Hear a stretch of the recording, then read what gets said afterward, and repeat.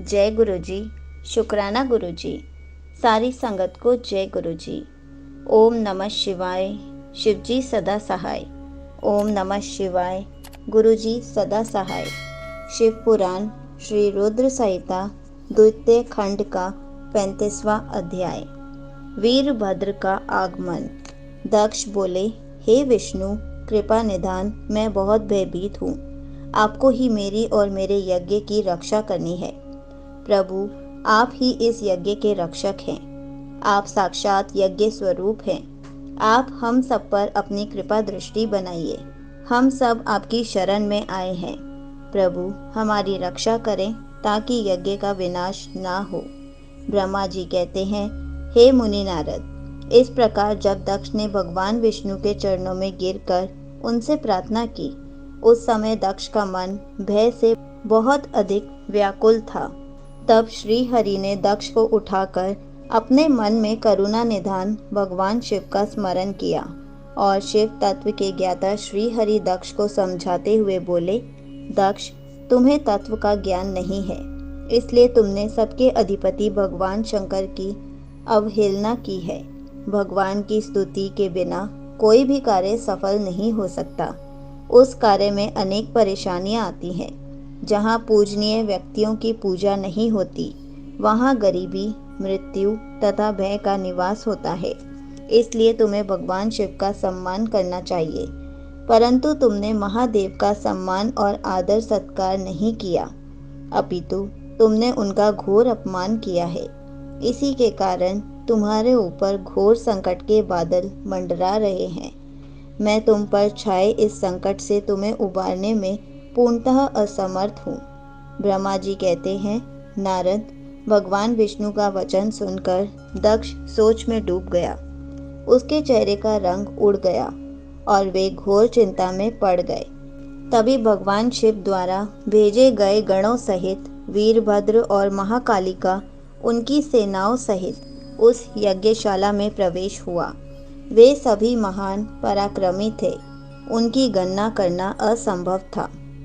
उनके सिंहनाद से सारी दिशाएं गूंज रही थी। पूरे आसमान में धूल और अंधकार के बादल छाए हुए थे। पूरी पृथ्वी पर्वतों, वनों और काननों सहित कांप रही थी। समुद्रों में ज्वार भाटा उठ रहा था। उस विशालकाय सेना को देखकर समस्त देवता आश्चर्यचकित थे।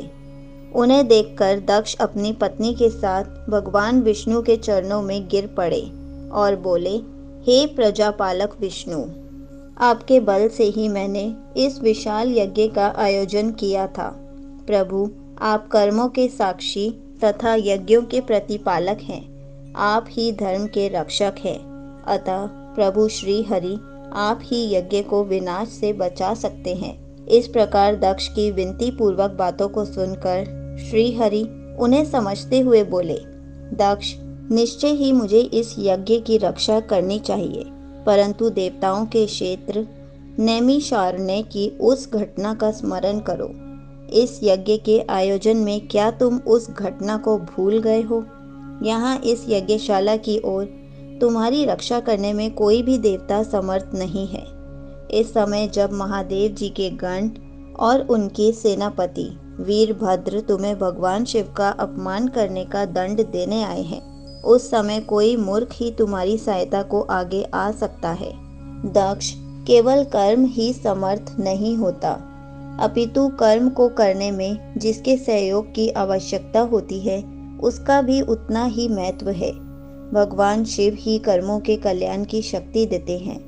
जो शांत मन से भक्ति पूर्वक उनकी पूजा अर्चना करता है, महादेव जी उसे तत्काल ही उस कार्य का फल देते हैं।